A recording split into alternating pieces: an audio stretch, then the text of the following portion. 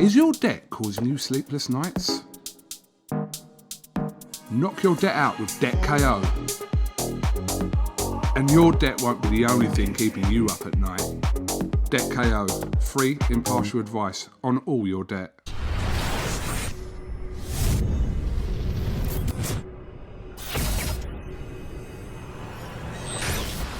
Razabani for IFL TV in association with MTK Global. With me from the bubble, all the way from New Zealand, my good friend Kevin Barry. Kevin, firstly, how are we doing? Raz, I'm doing great, mate, and it's great to see you.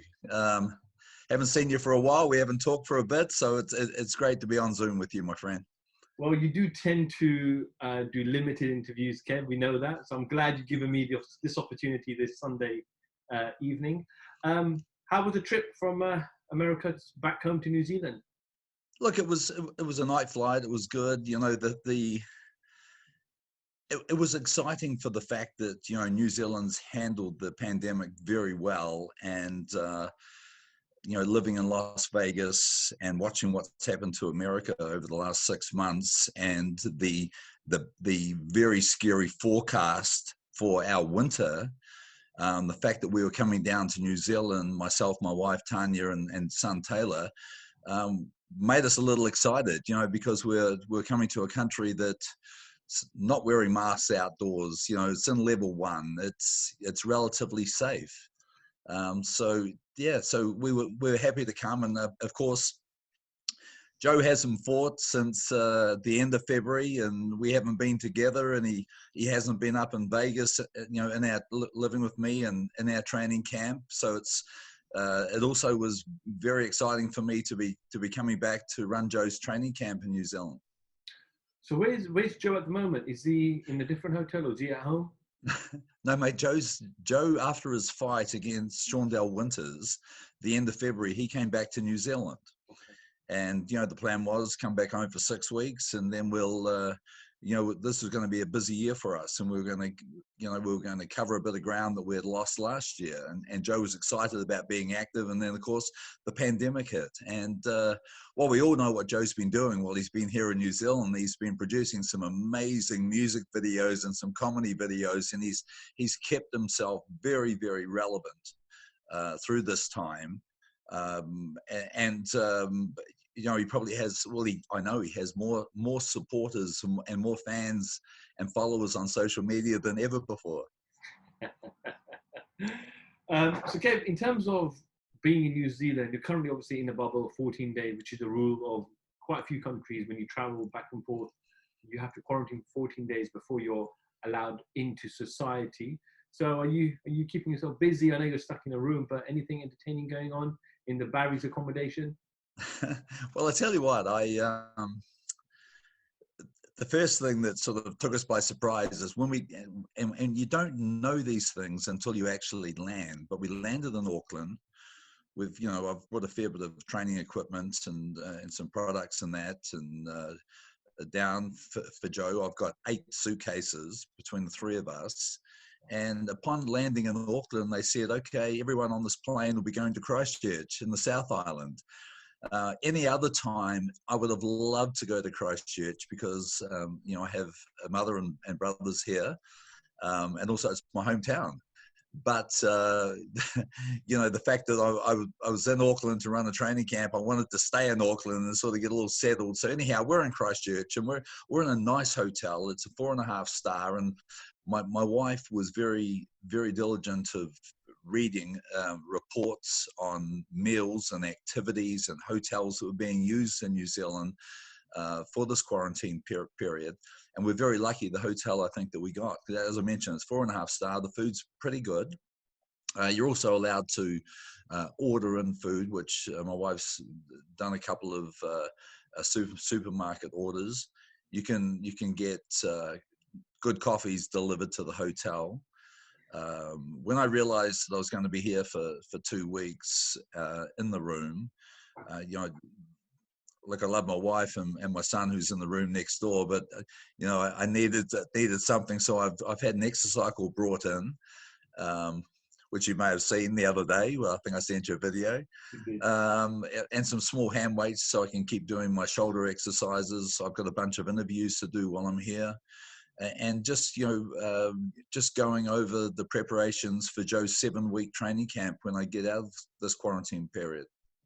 As you mentioned, Kev, Joe had a bit of a quiet year last year. Obviously, we know he had a bit of an injury, or a unique injury, which kept him out for a few months. He made his return this year, as you mentioned, February and Short Day Winters. There was always this talk about Chisora fight. Is it going to happen? Is it not going to happen? It hasn't happened because of the pandemic now. He's still in New Zealand, Joe. And it looks like it's junior fight. The announcement came this week. And it seems like there's a bit of love lost between both of them. They know each other. They've had this amateur kind of rivalry from different clans. But question one is, what do you know about, and how much have you studied Junior Far before knowing that Joe was going to fight him? Oh, look, we know Junior Far very, very well. And Joe knows him even better than I do. Having fought 4 times in the amateurs, Junior won the first fight, Joe won the second and third, and Junior won the 4th fight, which actually ruled Joe out of the Olympic trials. And, Joe never went to the Olympics after being one of the, a hot favorite to get the Olympic berth in the Oceania. So, Joe knows Junior very well. We've also, we've always known that this fight would take place.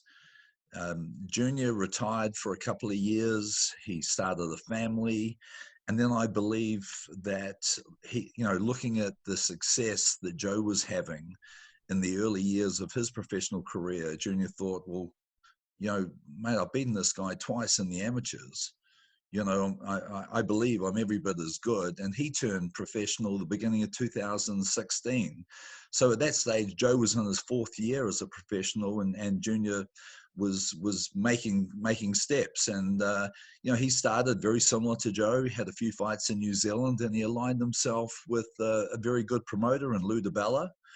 And he's now got himself to a position of 19-0. He's number 6 in the world with the WBO. And it's very, very funny how things happen. We know that this is, in any other time, this was probably not the right time for this fight. But in a pandemic when both guys can't travel, Junior hasn't had a fight this year. Joe was just very lucky that, we were able to get him on that card in February to start his year off, or else we would have been in the same position as Junior. And when you look at the borders being closed all around the world, you really have very, very little options. I've got my Russian light heavyweight, Umar Salamov. He's on the 4-way box off for the world title. I couldn't get him back into America to do the training camp. So, it's been one of those years that travel has been extremely restricted. And because of that, I think both teams, our team and Junior Far's team, realized that this is a fight that the people and the sporting public of New Zealand have wanted to see for a long time. This is a fight that we can make. This is a fight that we're very, very lucky living here in New Zealand that we can fight in front of a large crowd. And this is a fight that's been hyped up for several years now. And one that I think will do very, very good numbers here in New Zealand. It's a big test for Junior, and it's a very, very, very much a pressure fight for Joseph Parker. The way I see it, all the pressure is on Joe in this fight. Kev, there was rumours that this fight was going to take place a number of weeks ago. We saw some statements and comments on Twitter and other social media platforms that Junior Far wasn't happy with the money, etc., etc. So did you feel at any time that they were trying to price themselves out, or they didn't want the fight? Did you ever have that thought? No, I think that what actually happened was they realized that our team really had no other option. there was no openings for Joe to fight in the UK this year, and there were no openings for us to fight on DAZN and Matchroom in the USA. And the Fast team knew that, and they also knew that originally we were looking to fight in October. But they did a very smart thing. It was a good piece of business by their team. They knew that both guys had no option. And the longer they left it, the more time that we can hype the fight up. They did a tremendous job with the negotiating of the fight purse and the overall deal of the fight. So I think that Junior's team have represented him very, very well in this. Now it's up to him now to grab the bull by the horns and say, okay, I know that I'm fighting an experienced guy. I'm fighting a guy who's the former world champion who defended that world title twice. He's got all the big names on his record, but I'm undefeated. I'm 19-0. I've been in the ring with Joseph Parker 4 times. I've beaten him twice.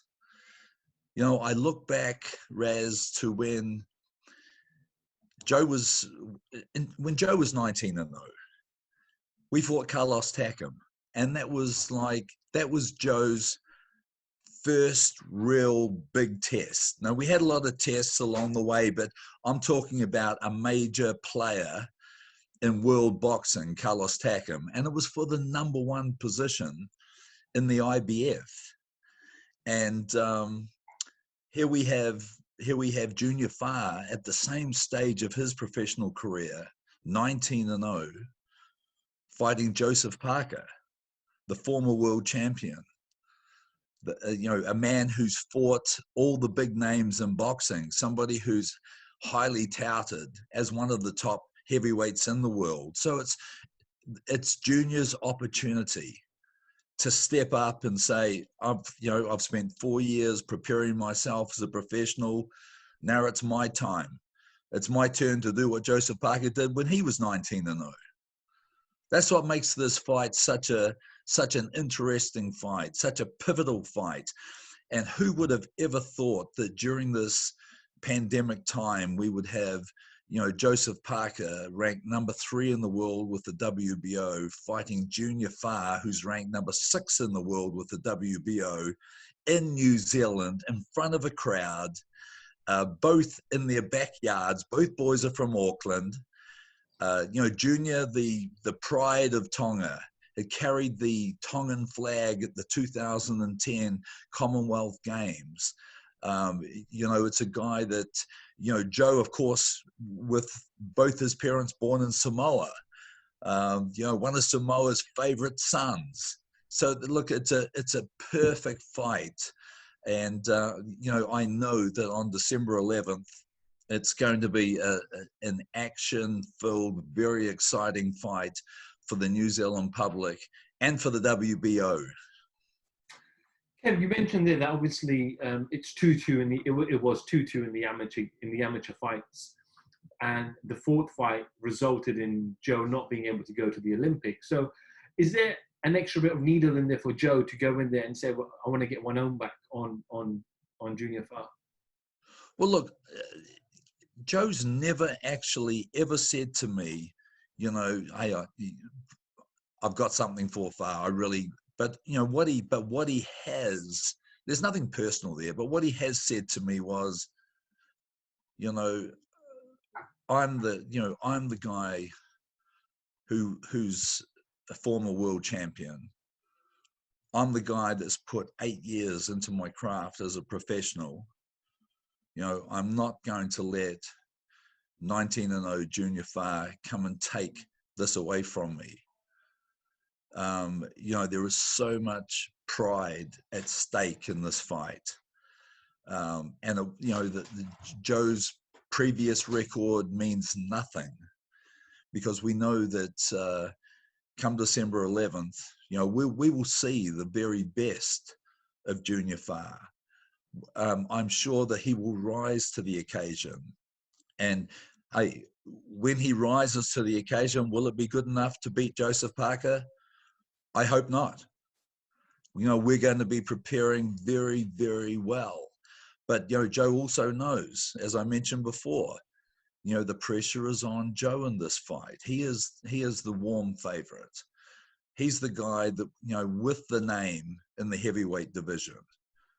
So, right now things are very interesting in heavyweight boxing. We know there are massive fights out there, and the winner of this fight will put themselves in a very strong position for an immediate mandatory box off. So realistically, the winner of this fight will only be one fight away from fighting for the world heavyweight title. And that was going to be my next question. With Anti Joshua in with Pulev, December 12th, for all the straps, there's obviously that fight that they're looking at to make with Tyson Fury next year. And we know the WBO has said that Anti Joshua's next manager will be called, and that is Alexander Usyk at this stage. Well, if he gets through Derek Chisora on the 31st of October.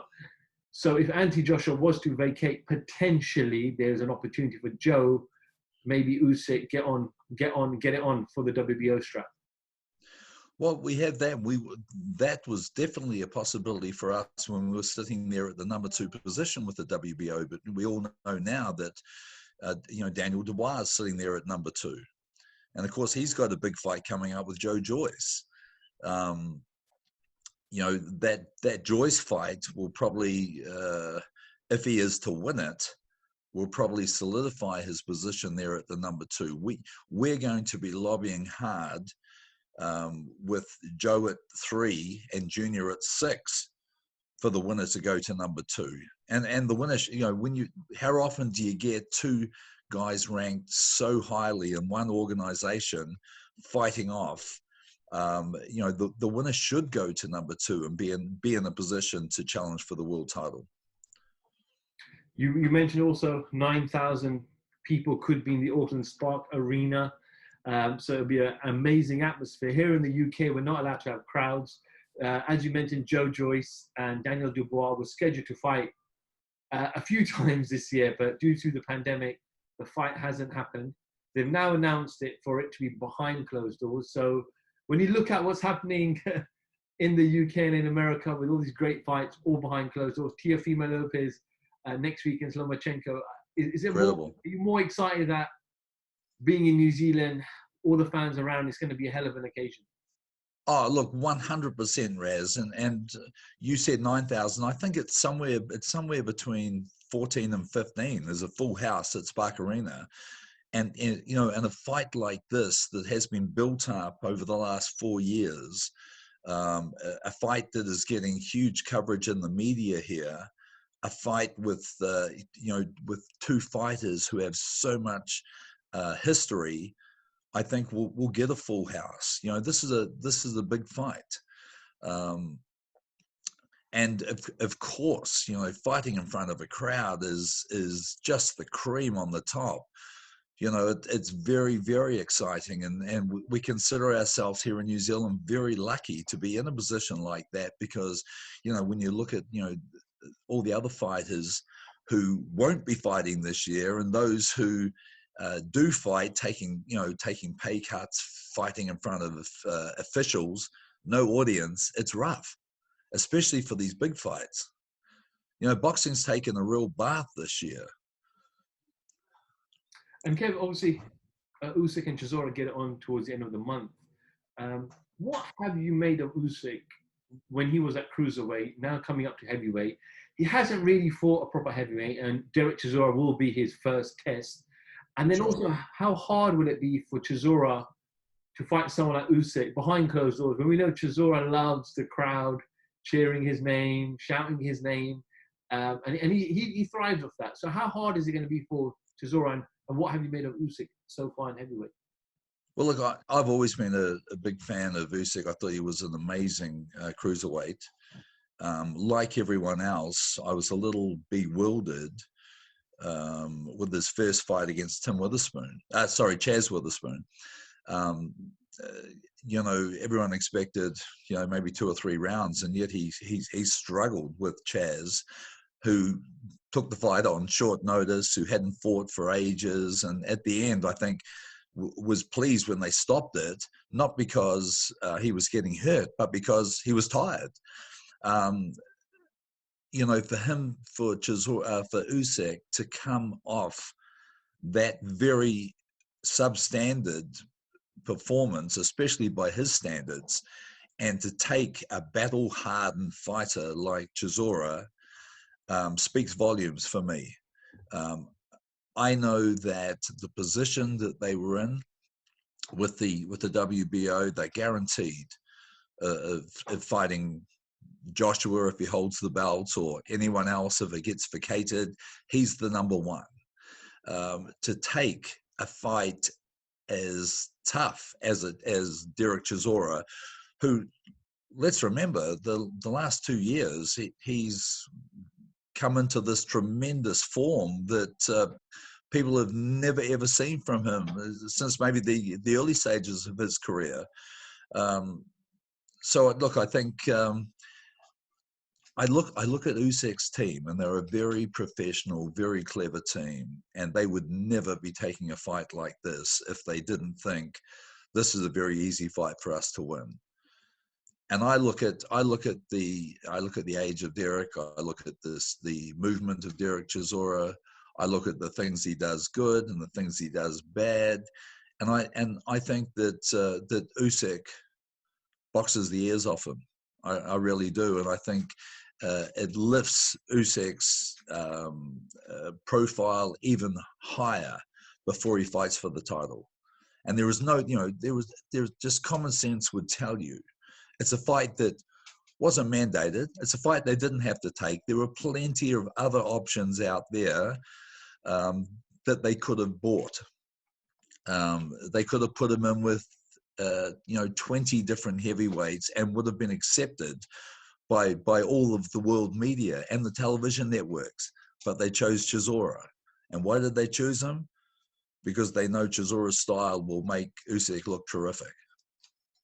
Another fight that took place 2 months ago now. I'm sure you saw it, Kevin. Someone that you have fought, well, Joe fought and you were in the corner for, which was Dillian Whyte. I don't want to fight anyone, mate.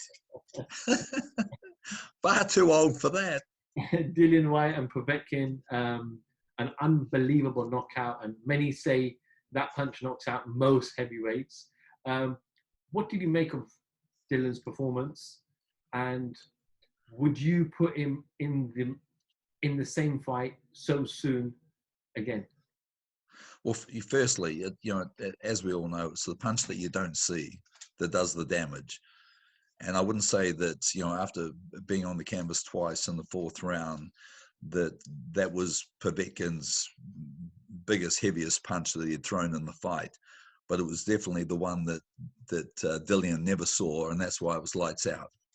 To answer your question, I thought, looking at round 4, my thoughts leading into the fight were that Dillian was too young. His form was too good. It was the perfect time to fight an Alexander Povetkin. Guy's 40. He's had a lot of hard fights. He's coming to the end of the run. And what was happening, I thought he was boxing beautiful. He was working off the long jab very well. The 4th round, when he had him hurt and had him down a couple of times, that's how I saw the fight going. I thought the fight was inside 6. I think round 5 showed a very inexperienced, decision, where he thought, okay, I've hurt this guy badly. I'm going to walk across the ring and knock him out. And as we know, like a hurt and wounded fighter is a very dangerous fighter. And in heavyweight boxing, it takes one punch. And I think that was a massive lesson for a lot of people. Would I put him straight back in?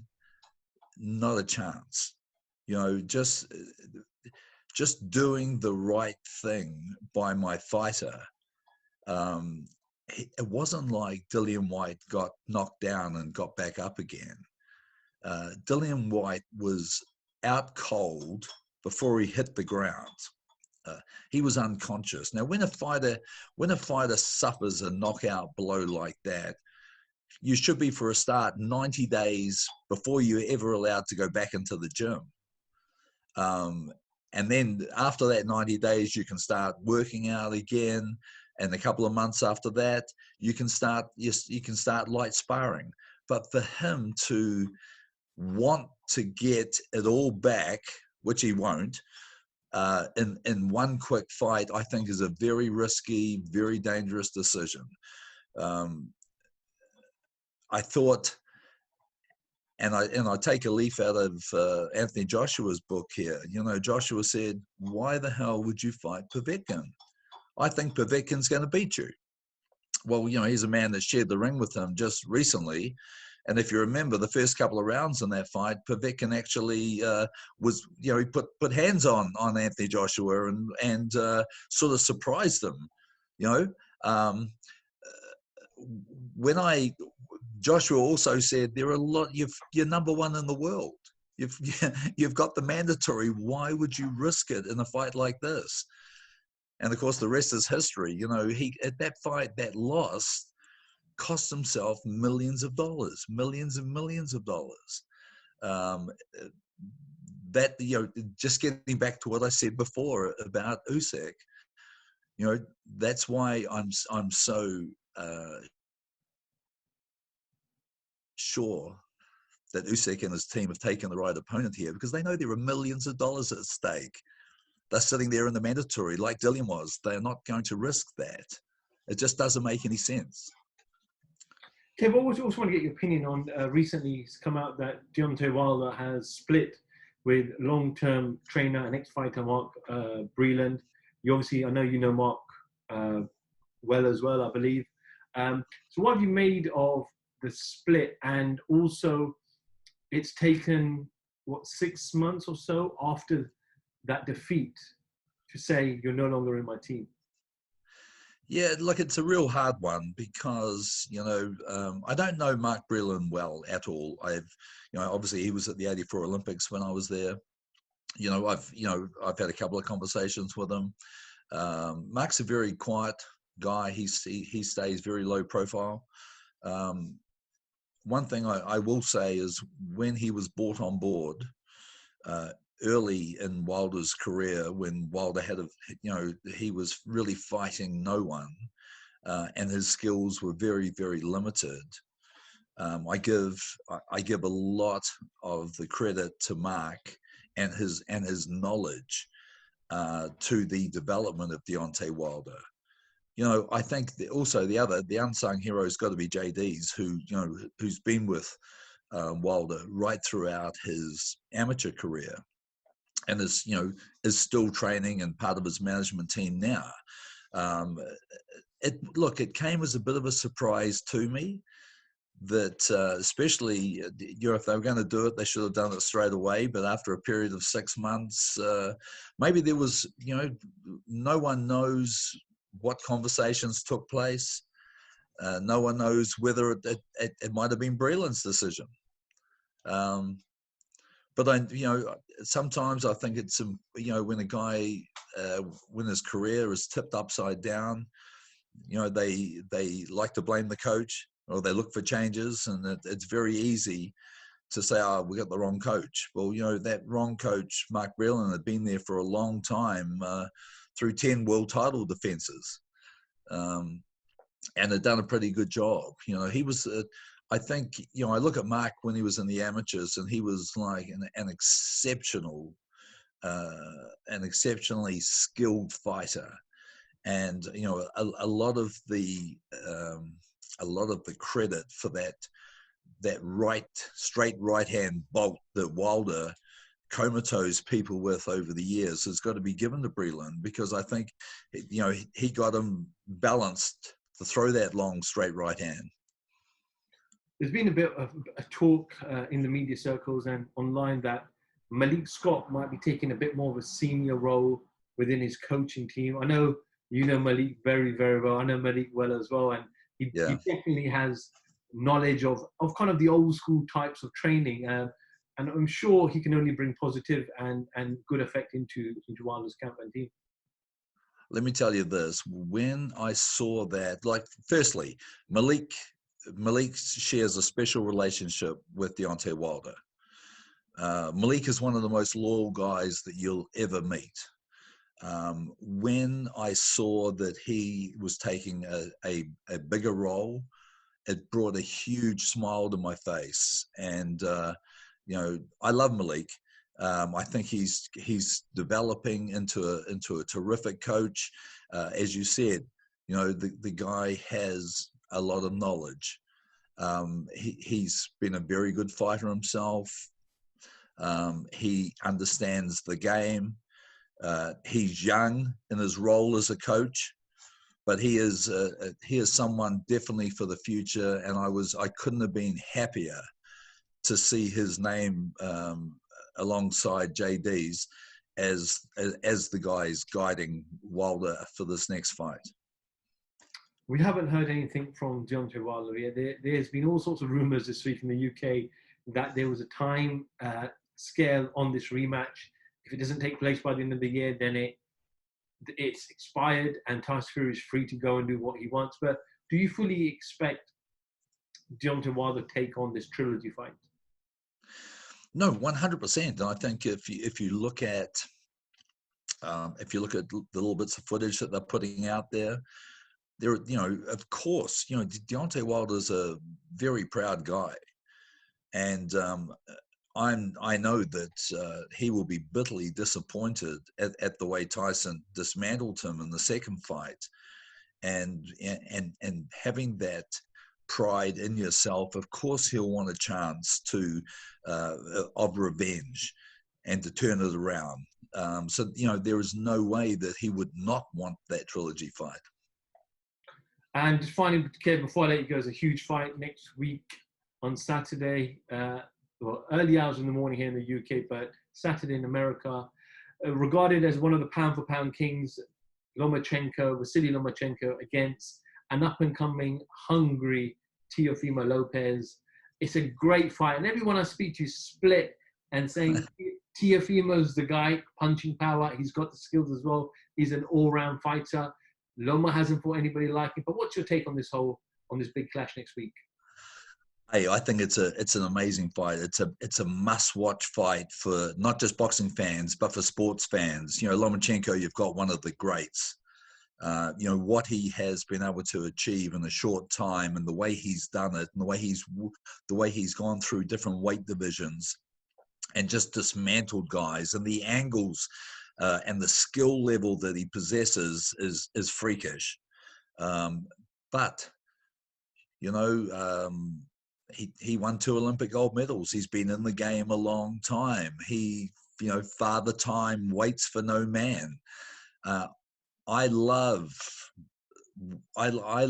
betting on the young guy coming through, because we've been watching Lopez's power, and it's been giving us that wow effect.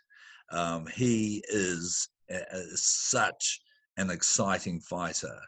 And we have not seen the best of this young man, and that's the exciting thing about it, is he's going to have to lift his game to another level to be competitive in this fight. And we know he talks a very big game. Time will tell whether he can back it up. I think he's a young guy that possesses unbelievable power and skill that is still developing. You know, youth, skill, and power are a very exciting formula and a hard combination to beat. All right, well, we look forward to it next week. Kev, always appreciate you giving me, always gives me time. I really appreciate that. I wish and I pray nothing but success, obviously, in camp with Joe.